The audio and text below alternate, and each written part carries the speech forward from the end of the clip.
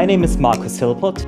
My research deals with how pollutants or contaminants move in the environment, in soil, water or air.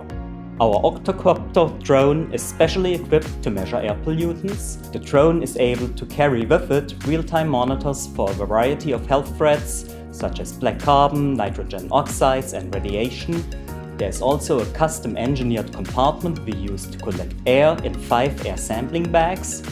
We can test the air in the bags for any number of chemicals known to be harmful to human health.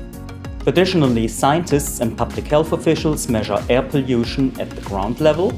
Our drone allows us to take measurements in 3-dimensional space at elevations up to 400 feet, so we can have more accurate information to help pinpoint the sources of industrial pollution and how it spreads over a community. And in a disaster situation, where there's the possibility of the release of a dangerous chemical, our drone can go where it isn't safe for a human to go. You can say our drone is taking environmental health sciences research to new heights.